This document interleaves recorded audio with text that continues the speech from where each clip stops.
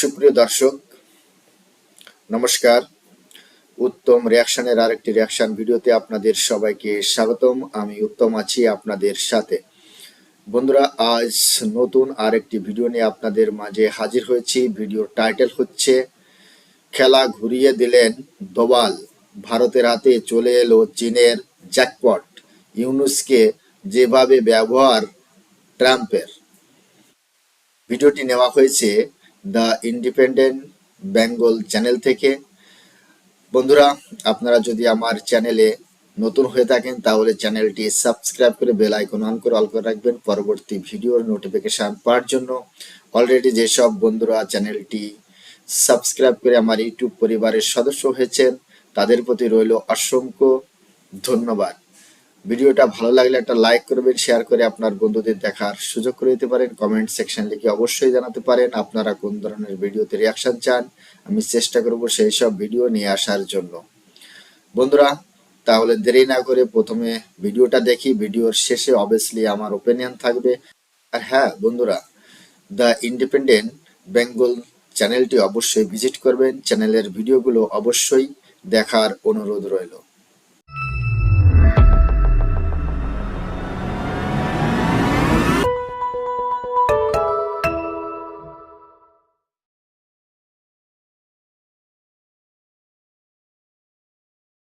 বাংলাদেশের মতো দেশ আন্তর্জাতিক স্তরে কেন উন্নতি লাভ করতে পারে না জানেন? কারণ এরা চিরকাল শুধুমাত্র অন্যের পারপাসকে সার্ভ করে যায়। আন্তর্জাতিক স্তরে আজ এমন এক ঘটনা ঘটলো, তাতে একটা জিনিস পরিষ্কার হয়ে যাচ্ছে যে ডোনাল্ড ট্রাম্প যেভাবে পাকিস্তানকে ভারতের বিপক্ষে কাজে লাগিয়েছেন, ঠিক সেভাবেই বাংলাদেশকে এবার ছলে বলে কৌশলে ভারতের বিপক্ষে কিন্তু ব্যবহার করার চেষ্টা করতে শুরু করে দিলেন। আপনারা জানেন, ডোনাল্ড ট্রাম্পের সঙ্গে ভারতবর্ষের এই যে সংঘাত, এই সংঘাতের পর ভারতের প্রধানমন্ত্রী এসসিও সামিটে যোগদান করার জন্য চীনে যাবেন। অর্থাৎ চীন, রাশিয়া এবং ভারত এক শক্তিশালী মহাজোট তৈরি হয়েছে, যা ডোনাল্ড ট্রাম্পের জন্য অত্যন্ত বিপজ্জনক। এই মুহূর্তে ভারত সফরে এসছেন চীনের বিদেশমন্ত্রী ওয়াং ই। এই বিদেশ মন্ত্রীর এই ভারত সফর নিঃসন্দেহে আমেরিকার কাছে বড় ধাক্কা। কারণ চিরকাল আমেরিকা চেয়েছে ভারত যেন পাকিস্তানের সঙ্গে সংঘাতে জড়িয়ে থাকে, ভারত যেন চিরকাল বাংলাদেশ কিংবা কখনো কখনো চীনের সঙ্গে সংঘাতে জড়িয়ে থাকে। যখনই ভারত এই সকল দেশগুলোর সঙ্গে সংঘর্ষে জড়িয়ে থাকবে, তখনই কিন্তু ভারত অন্যদিকে ফোকাস করতে পারবে না, আর এটারই অ্যাডভান্টেজ নেবে আমেরিকা। কিন্তু এই চীনা বিদেশমন্ত্রী ভারত সফরে যখন এসছেন, তখন আমেরিকা একটা জিনিস বুঝে গেছে, কোনো অবস্থাতেই এই ভারতকে আর থামানো সম্ভব নয়। পাশাপাশি ইন্দো প্যাসিফিকে আমেরিকার যে লং টার্ম জিওপলিটিক্যাল গোল, যে চায়না ডমিনেন্সকে থামাবো, সেটাও কিন্তু সম্পূর্ণভাবে ব্যর্থ হবে যদি চীন এবং ভারত একসঙ্গে কাজ করতে পারে। আজকে চীনের বিদেশমন্ত্রী ওয়াং ই তিনি ভারতবর্ষে এসেছেন। সকলের আগে মিটিংটি করেছেন ভারতের ন্যাশনাল সিকিউরিটি অ্যাডভাইজার অজিত দোভালের সঙ্গে। পরবর্তীকালে ডক্টর জয়শঙ্করের সঙ্গে তিনি একটি মিটিং করেন এবং আজকেই আজকেই প্রধানমন্ত্রী নরেন্দ্র মোদীর সঙ্গে চীনের বিদেশমন্ত্রীর কিন্তু একটি মিটিং হতে চলেছে, যা অত্যন্ত অর্থবহ। চায়না বিদেশমন্ত্রীর সঙ্গে ভারতের বিদেশমন্ত্রীর মিটিং এর পর ডক্টর জয়শঙ্কর তিনটে শব্দকে এমফাসাইজ করেছেন। তিনি বলেছেন রেসপেক্ট, সেন্সিটিভিটি এবং ইন্টারেস্ট। এই তিনটে বিষয়কে গুরুত্ব দিয়ে চায়নার সঙ্গে কাজ এবার করবে ভারত, এবং চায়নাও ইকুয়ালি জানিয়েছে 2020 গালওয়ান ইনসিডেন্টের পর তারা ভারতবর্ষের সঙ্গে সম্পর্ক দৃঢ় করতে আগ্রহী। এবং এই মিটিংয়েই এমন এক ঐতিহাসিক সিদ্ধান্ত চায়নার পক্ষ থেকে নেওয়া হয়েছে, তাতে ডোনাল্ড ট্রাম্প রীতিমতো ক্ষেপে যেতে বাধ্য। আজকে প্রধানমন্ত্রী নরেন্দ্র মোদীর সঙ্গে মিটিং এর আগে চাইনিজ বিদেশমন্ত্রী একটি স্টেটমেন্ট দিয়েছে। সেখানে চায়না বিদেশমন্ত্রীর পক্ষ থেকে পরিষ্কার বলা হয়েছে, এই মিটিং আসলে দক্ষিণ এশিয়ায় অত্যন্ত পজিটিভ একটা ট্রেন্ড। আমরা এরপরে ডায়ালগ এবং ডিপ্লোম্যাসি বাড়াবো এবং দুই দেশ একসঙ্গে আরো জোরদারভাবে কাজ করতে শুরু করব। চীন এবং ভারত যদি একসঙ্গে কাজ করে, অর্থাৎ ড্রাগন এবং এলিফ্যান্ট যদি একসঙ্গে কাজ করে, তাহলে আমেরিকা যে খুব ভালোভাবে বিষয়টি মেনে নেবে না, তা কিন্তু দিনের আলোর মতো পরিষ্কার। আর এই শক্তিশালী মহাজোটটাই কিন্তু চেয়েছিলেন পুতিন। ব্রিক্স সামিটে যখনই চায়না এবং ভারতবর্ষের মিটিং হয়েছে তখন পুতিন সকলের আগে তিনজনকে নিয়ে শক্তিশালী মহাজোট তৈরি করে ব্রিক্স কারেন্সি করতে চেয়েছিলেন এবং ডলারাইজেশন করার দিকে গুরুত্বপূর্ণ কিছু পদক্ষেপ গ্রহণের কথা বলেছিলেন। নিঃসন্দেহে এটা বর্তমান পরিবর্তিত পরিস্থিতিতে অত্যন্ত গুরুত্বপূর্ণ এক ডেভেলপমেন্ট। এই মিটিংগুলো যখন হচ্ছিল তখন চায়নার পক্ষ থেকে এক ঐতিহাসিক সিদ্ধান্ত নেওয়া হয়েছে। China rare earth magnet, fertiliser, এমনকি টানেল বোম্বিং মেশিনের উপর নিষেধাজ্ঞা তুলে নিয়েছে। চায়না কিন্তু 90% রেয়ার আর্থ মিনারেলস কিন্তু সাপ্লাইয়ের গোটা বিশ্বের, শুধু ভারতের নয়। কিন্তু কিছুদিন আগে যখন ডোনাল্ড ট্রাম্প ক্ষমতায় আসে এবং এই ট্যারিফ ট্যারিফ খেলাটা খেলতে শুরু করেন, তখন কিন্তু চায়নার পক্ষ থেকে রেয়ার আর্থ এক্সপোর্টের উপর ব্যান লাগিয়ে দেওয়া হয়। এই জন্য ভারতবর্ষের মে এবং জুন মাসের ওই সময়টায় অটোমোবাইল সেক্টরও কিন্তু ধাক্কা খায়। কারণ এই রেয়ার আর্থ ম্যাগনেট ছাড়া কিন্তু ইভি গাড়ি তৈরি হবে না, এমনকি গাড়ির একাধিক প্রয়োজনীয় কম্পোনেন্ট সেটাও কিন্তু তৈরি হবে না, ইলেকট্রনিক ডিভাইসেও কিন্তু এই রেয়ার আর্থ ম্যাগনেটসটা প্রয়োজন। আজকে চীনা বিদেশমন্ত্রী ভারতে দাঁড়িয়ে ঘোষণা করে দিয়েছে যে এবার থেকে চায়না ভারতকে রেয়ার আর্থ মিনারেল সাপ্লাই করবে, ফার্টিলাইজার সাপ্লাই করবে এবং একই সঙ্গে টানেল বোম্বিং মেশিন, যা চায়না পাঠানো বন্ধ করে দিয়েছিল, সেটাও নতুন করে পাঠানো শুরু হবে। অর্থাৎ সব মিলিয়ে বুঝতে পারছেন, ভারত এবং চায়না আজ মসৃণ গতিতে ঐতিহাসিক কিছু পদক্ষেপ নিল, যা ডোনাল্ড ট্রাম্পের কাছে বড় একটি ধাক্কা। এবং 5 বছর পর যখন এসসিও সামিটের প্রধানমন্ত্রী চীনে যাবেন, আমার মনে হয় ডোনাল্ড ট্রাম্পের করার কিছু থাকবে না। এই যখন ডেভেলপমেন্টটি সাউথ এশিয়ায় হলো, ঠিক তখন বাংলাদেশ একটি ঘোষণা করে দিল। বাংলাদেশ আজকে ঘোষণা করলো তিস্তা প্রজেক্টের দায়িত্ব তারা অফিসিয়ালি চায়নাকে নেওয়ার জন্য অনুরোধ করেছে। আমি বারবার বলছিলাম, ডোনাল্ড ট্রাম্প কিন্তু সুযোগ বুঝে এই পাকিস্তান এবং বাংলাদেশকে দিনের পর দিন ব্যবহার করে গেছে ভারতবর্ষের বিপক্ষে। আজকেও দেখুন, যখন চায়না এবং ভারতের বন্ধুত্ব জোরদার হলো, ঠিক তখনই, টাইমিংটা বুঝুন, ঠিক তখনই বাংলাদেশের পক্ষ থেকে তিস্তা প্রজেক্টকে নিয়ে অ্যানাউন্সমেন্ট করা হয়েছে এবং এই তিস্তা নদীকে কেন্দ্র করে যে প্রজেক্ট বাংলাদেশ সরকার করবে, সেটি ভারতের প্রবল আপত্তি সত্ত্বেও তারা চায়নার কাছে প্রস্তাব করেছে যে চায়না যেন পুরো বিষয়টি করে। দেখুন, তিস্তা নদী কিছুটা আমাদের দেশে ভারতবর্ষ এবং কিছুটা বাংলাদেশে প্রবাহিত হয়। বাংলাদেশের দিকে যেখানে প্রবাহিত হয় সেখানে একটি প্রজেক্ট করার কথা কিন্তু শেখ হাসিনার সময় থেকে ভাবা হয়েছিল। মেনলি প্রজেক্টের উদ্দেশ্য হলো বর্ষার সময় এই প্রজেক্টে জলটি ধরে রেখে যখন খরা মরশুম তখন এগ্রিকালচার পারপাস কিংবা বিভিন্ন ক্ষেত্রে এই জলটিকে যেন ব্যবহার করা যায়। খাওয়ার জল হিসাবে এই জলটি কিন্তু কিছু জায়গায় ব্যবহার হয়।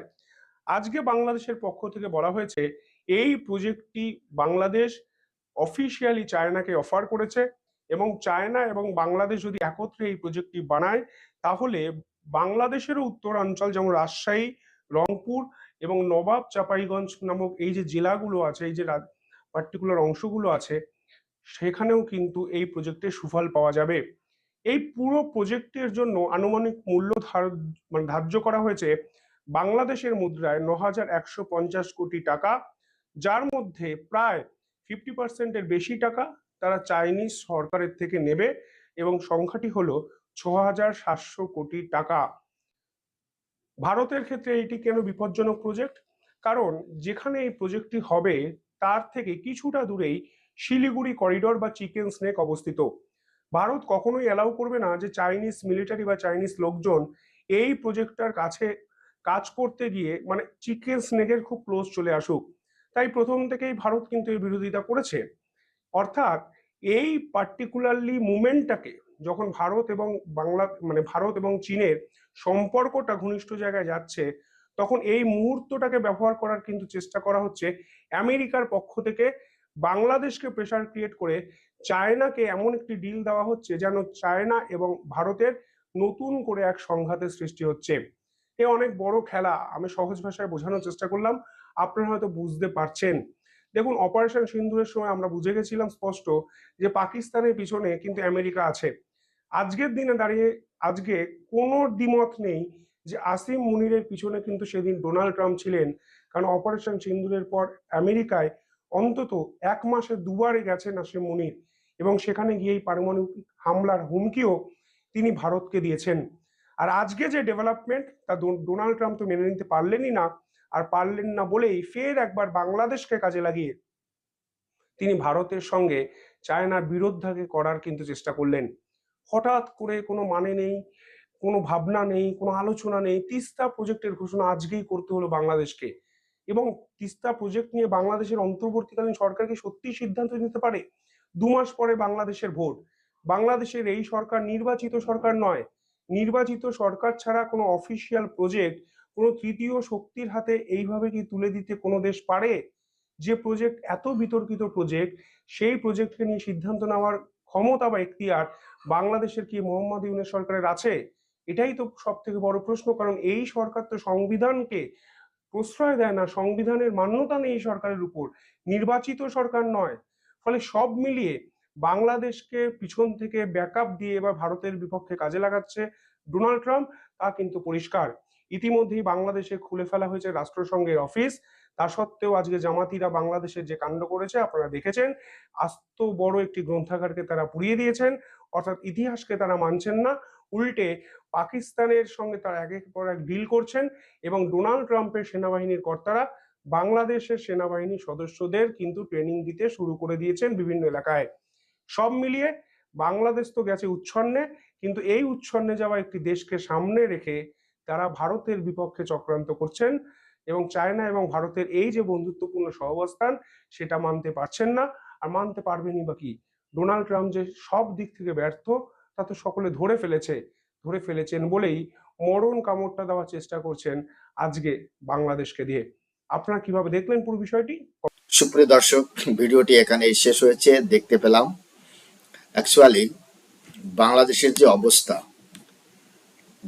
যে অবস্থা সেটা আমরা অবশ্যই দেখতে পাচ্ছি। বিগত সরকার, শেখ হাসিনার সরকার যখন ভারতের সাথে বিভিন্ন চুক্তি করেছিল, সে সমস্ত চুক্তি একটাও কিন্তু এখনো বাতিল হয়নি। তিস্তা চুক্তি শেখ হাসিনাই ভারতের সাথে মিলে করতে চেয়েছিল এবং তিস্তা যে প্রকল্প সেটা ভারতই করবে এমনই তিনি ডিক্লেয়ার করেছিলেন, ঘোষণা করেছিলেন বাংলাদেশে পৌঁছে।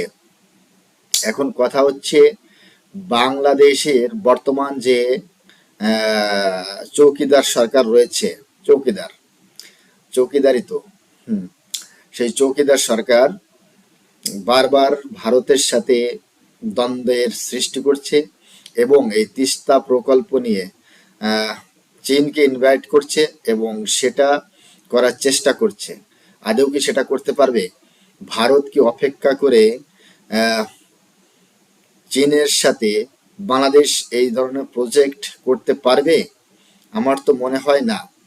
এটা শুধু রাজনৈতিক খেলা। আর যে চৌকিদার সরকার রয়েছে তারা কিন্তু এখনো বুঝতে পারছে না যে আগামী দিনে কি হতে পারে। ভারতকে অপেক্ষা করা মানেই ওই যে নিজের পায়ে কোড়ালি মারা শব্দের বরাবর। সেটা কিন্তু বাংলাদেশের এই জামাতি, রাজাকার, আলবাদর যে সমস্ত সরকার রয়েছে তারা কিন্তু এখনো বুঝতে পারছে না। আগামী দিনে ভারত যখন স্টেপ নেওয়া শুরু করবে তখন কিন্তু এই বাংলাদেশ আর বাংলাদেশ থাকবে না। বর্তমান সময় ভারত বিভিন্ন জায়গায় স্টেপ নিয়েছে, আমরা দেখতে পেয়েছি। প্রথমত আমাদের যে স্থল বন্দরগুলো রয়েছে সেগুলো ব্লক করে দিয়েছে, বাংলাদেশের সাথে কোনো বাণিজ্য যাতে না হয় বা বাংলাদেশের কোনো দ্রব্য যাতে আমাদের ভারতে না প্রবেশ করতে পারে। এরকম বিভিন্ন স্টেপগুলো রয়েছে। যখন ভারত লিগাল এয়ার যে স্পেস রয়েছে সেটা যদি ব্লক করে দেয় তাহলে কিন্তু বাংলাদেশ আর বেরোতে পারবে না। সেটাও কিন্তু বাংলাদেশের মাথায় রাখা উচিত। আর এই যে বাংলাদেশ থেকে বারবার যে থ্রেট দেওয়া হচ্ছে, 7 সিস্টার, চিকেন নেক্স, এইগুলোই কিন্তু সব থেকে বেশি মেন মুদ্রা হয়ে দাঁড়িয়েছে ভারত সরকারের কাছে, এবং ভারত সরকার সেগুলো কন্ট্রোল করারও চেষ্টা করছে। বাংলাদেশকে একটা শিক্ষা দেওয়ার চেষ্টা করছে। বাংলাদেশের থেকে যদি ভারতের সভরেনিটির উপর কোনো রকম একটা আঘাত আসে তাহলে বাংলাদেশের যে গভর্নমেন্ট বা বাংলাদেশের উপর যে একটা অ্যাটাক হতে পারে সেটা কিন্তু তারা অনুমানও করতে পারছে না।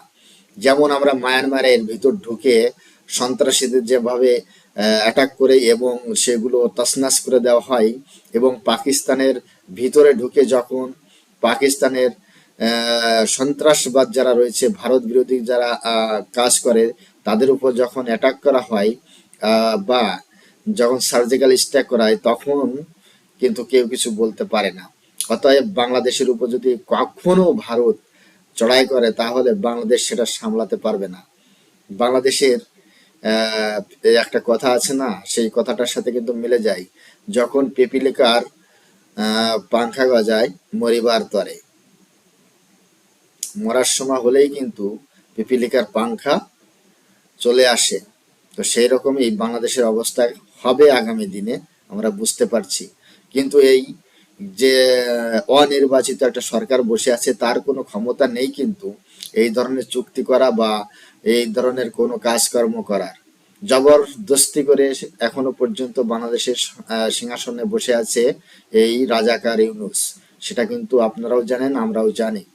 এখন আরেকটা কথা হচ্ছে, আমেরিকায় যখন ডোনাল্ড ট্রাম্প রাষ্ট্রপতি হয়ে নির্বাচিত হয়ে এলেন, এর আগে কিন্তু ভারতের সরকার সহ ভারতের জনগণের একটা মানে বিশ্বাস ছিল যে ডোনাল্ড ট্রাম্প এবার কিন্তু ভালোভাবে আরো ভারতের সাথে মিলে কাজ করবেন। কিন্তু ভারতকে খেপিয়ে তুলেছেন ডোনাল্ড ট্রাম্প। তার জন্য তার পেয়াদা হচ্ছে এক বাংলাদেশ আর একটা হচ্ছে পাকিস্তান। এই দুই পেয়াদা দিয়েই কিন্তু ভারতকে উত্তপ্ত করার চেষ্টা করছে আমেরিকা। তাতে কোনো লাভ নেই। ভারত অতটা বোকা নয় যে আমেরিকার কথা মতো ভারত কিছু একটা করে বসবে। ভারত তার নিজস্ব গতিতে চলে এবং নিজস্ব একটা ফরেন পলিসি রয়েছে। কারো কোনো দেশের যে একটা দাবাব থাকবে বা কোনো দেশের চাপে সেই ফরেন পলিসি থেকে সরে আসবে, তেমন দেশ বর্তমান ভারত নয়। ভারতের যে অর্থনৈতিক অগ্রগতি, সেই অর্থনৈতিক অগ্রগতিকে এই পাগল ট্রাম্প বলেছেন যে ডেট ইকোনমি। তাহলে এই ডেট ইকোনমির সাথে তোমার এত বাণিজ্য চুক্তি করার মানে কিড়া কাটছে কেন? কেন তোমার মনের ভিতর এত আশা যে ভারতের সাথে বাণিজ্য চুক্তি হোক? এই শুল্ক নিয়ে তোমার এত মাথা ব্যথা হচ্ছে কেন? আমাদের তো কোনো অর্থনীতি নেই। ভারতের এই মৃত অর্থনীতির সাথে সেখানে এই শুল্ক যে সলিউশন, সেটা করার দরকার কি? মানে ট্রাম্প হয়ে গেছে পাগল। ট্রাম্পের কোনো ইজ্জত নেই, কেউ ওকে ভাও দিচ্ছে না। ও সবসময় ট্রাম লাইনে বা এই মিডিয়ার ফ্রন্ট পার্টে থাকার চেষ্টা করছে। তো ও আছে মিডিয়া পাগল লোক, ওর কোনো কথার মূল্য নেই, ওর কোনো কথার দাম নেই। 24 ঘন্টার ভিতরে নাকি রাশিয়ার যুদ্ধ শেষ করে দেবে, ইউক্রেন রাশিয়ার যুদ্ধ। আজ তো 8 মাস হতে গেল, এখনো পর্যন্ত কিন্তু ইউক্রেন রাশিয়ার যুদ্ধ শেষ করতে পারেনি, বন্ধ করতে পারেনি এই পাগল ট্রাম্প। এখন ট্রাম্প যেভাবে কাজ করছে ভারতের বিপক্ষে, যে তাতে ভারতকে মজবুর করে দিয়েছে যে রাশিয়া আর সেকেন্ড চীনের যে গুট রয়েছে তার সাথে জয়েন করার জন্য। বর্তমান সময় রাশিয়া, ইন্ডিয়া আর চায়না, এই তিনজন মিলে ট্রাম্পের মুহূর্তের জবাব দেওয়ার চেষ্টা করছে। আগামী দিনে আমরা দেখতে পাবো কি হতে পারে। আর আপনাদের কি মতামত এই ভিডিও সম্পর্কে, সেটা কমেন্ট সেকশনে লিখে অবশ্যই জানাতে পারেন। চ্যানেলে নতুন হলে চ্যানেলটি সাবস্ক্রাইব করে বেল আইকন অন করে অল করে রাখতে পারেন পরবর্তী ভিডিও নোটিফিকেশন পাওয়ার জন্য। অলরেডি যেসব বন্ধুরা চ্যানেলটি সাবস্ক্রাইব করে আমার ইউটিউব পরিবারের সদস্য হয়েছেন, তাদের প্রতি রইল অসংখ্য ধন্যবাদ। সবাই ভালো থাকুন, সুস্থ থাকুন। দেখা হচ্ছে নেক্সট রিয়াকশন ভিডিওতে। ততক্ষণ সবাইকে নমস্কার।